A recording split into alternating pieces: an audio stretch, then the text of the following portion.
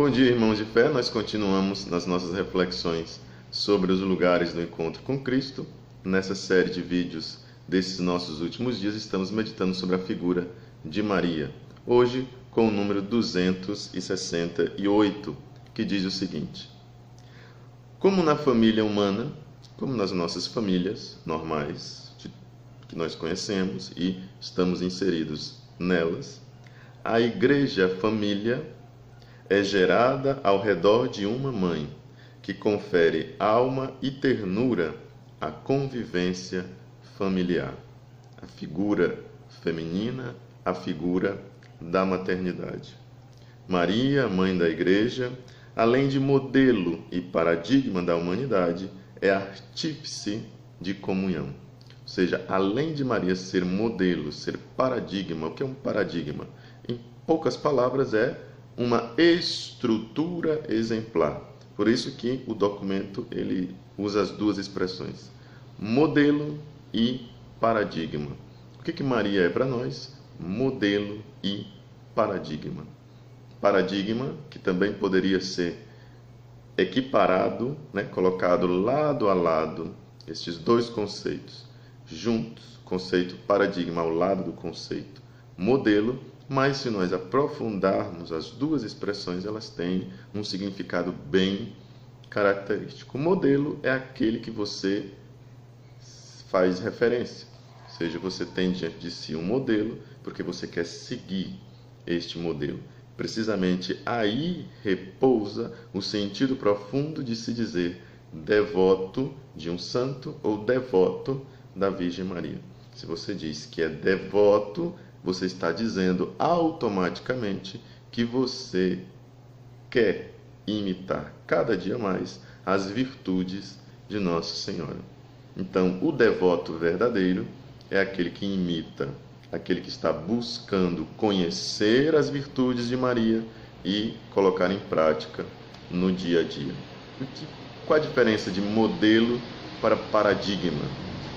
O paradigma, ele nos leva e nos coloca diante de uma estrutura que nos envolve e não nos permite, de certo modo, sair deste paradigma. Uma estrutura, propriamente dita, exemplar.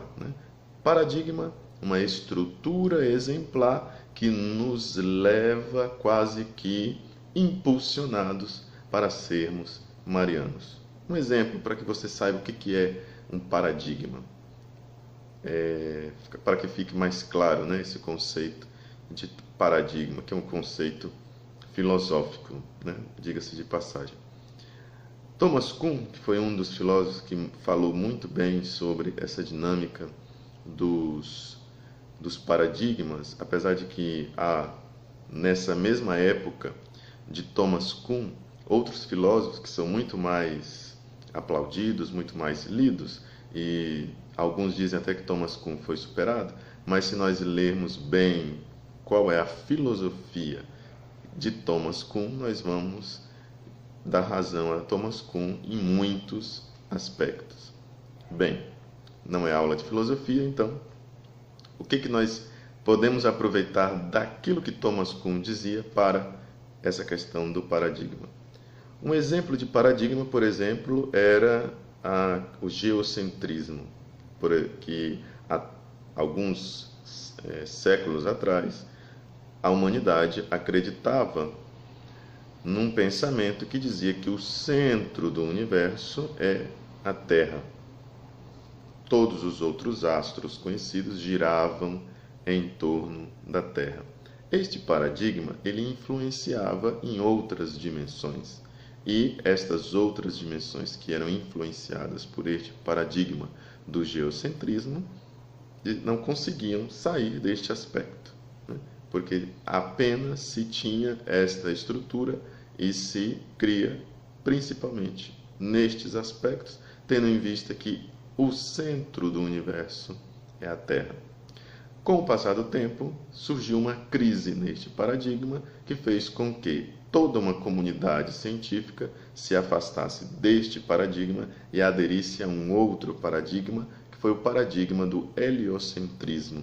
por uma descoberta científica, se colocou em crise o antigo paradigma e se estabeleceu um novo paradigma, que é o paradigma de que o centro do universo é o Sol e os astros todos giram em torno do Sol. Hoje em dia, esse paradigma ele já está sendo colocado também em crise e estamos cada vez mais descobrindo. Ainda não saímos totalmente dele, porque é preciso que haja uma grande revolução científica para abandonar totalmente o paradigma e estabelecer um novo. Mas hoje nós já sabemos que o Sol ele não é o centro do universo. O Sol ele é simplesmente o centro, se é que nós podemos considerar ali o centro do nosso sistema solar. Existem muitas outras estrelas muito maiores que o Sol e existe um universo muito maior. Encontrar ali o centro é um pouco complicado, mas o paradigma vai caminhando passo a passo para ser reformulado. Talvez não chegue ao ponto de se abandonar totalmente este paradigma, mas ele já está ganhando um corpo diferente de quando ele havia iniciado. Então, é esses conceitos que estão por trás da palavrinha paradigma. É muito mais que simplesmente um modelo. É uma estrutura que nos impulsiona para aderirmos a uma ideia, a uma concepção. E os bispos, no documento de Aparecida, dizem que Maria é não só modelo, mas ela é paradigma. Paradigma de quê? Paradigma da humanidade. É artífice de comunhão. Em Maria, nós podemos encontrar as concepções necessárias para bem imitarmos a Jesus Cristo. Veja que profundidade há nessa dimensão de nós professarmos a nossa fé dizendo que Maria é modelo e paradigma. Um dos eventos, continuando o número, um dos eventos fundamentais da igreja é quando o sim brotou de Maria. Porque nós vimos nos números anteriores que, principalmente no número 266, os bispos disseram que sua figura é uma figura de mulher livre. Maria poderia ter dito não. Então, o sim de Maria é algo determinante para a dimensão da nossa fé. Não é simplesmente um sim condicionado. Alguns dizem, não, Maria não poderia dizer não. Ela estava condicionada a dizer sim. Ninguém é condicionado a nada. Sempre há uma opção, sempre há uma escolha a ser feita. E Maria deu o seu sim. O sim que muitos de nós somos chamados a dar também. Um sim primeiro e um sim perseverante todos os dias.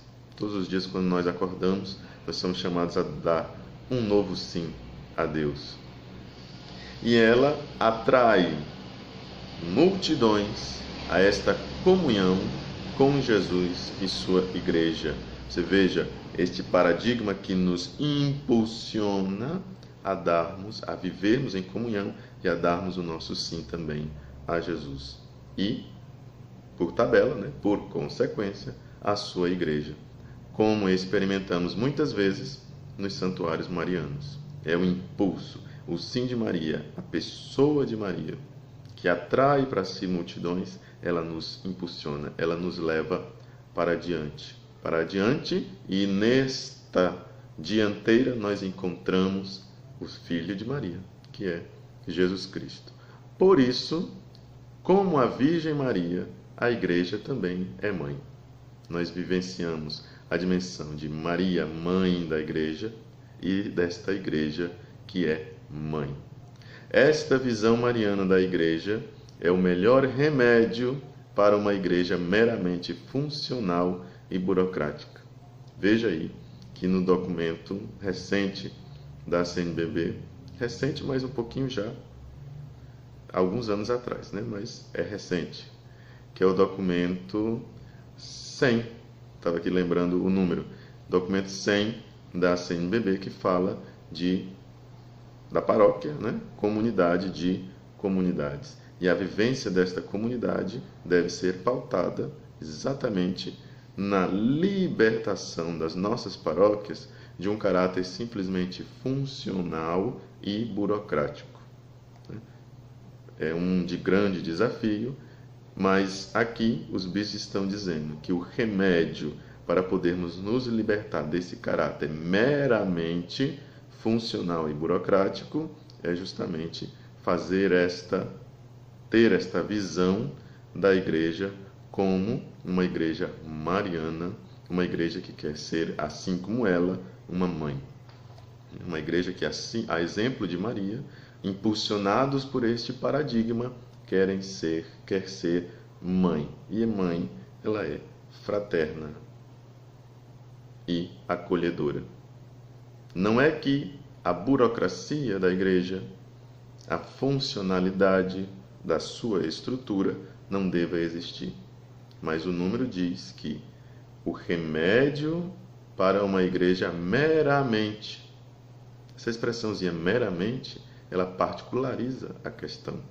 Não é que não deva ser e não deva ter suas burocracias, não deva ter as suas estruturas, não deva ter as suas dimensões como hierarquia e ministérios e estruturas afins.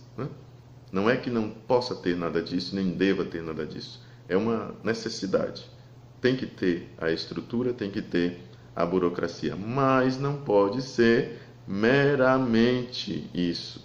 Precisa ir muito mais além. Precisa ser mãe. E mãe é aquela que vai ao encontro do filho. E os filhos estão aí muitas vezes abandonados, muitas vezes simplesmente tratados como meros clientes. Se nós simplesmente vemos a igreja burocraticamente, os fiéis que chegam são simplesmente clientes de uma empresa. E assim nós estamos totalmente fadados ao insucesso, à destruição, fadados a nos tornarmos algo extremamente pobre, no sentido pejorativo dessa palavra, pobre. Então, aqueles que vão à igreja devem encontrar não uma empresa, mas uma mãe.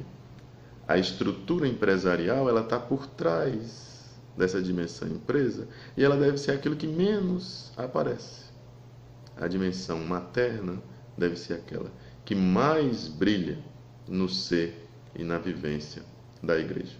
Então, com isso nós meditamos e refletimos sobre o número 268 do nosso documento de Aparecida. Até amanhã com o nosso próximo vídeo, que continuamos meditando sobre essa figura riquíssima que é a figura de Nossa Senhora. Até mais!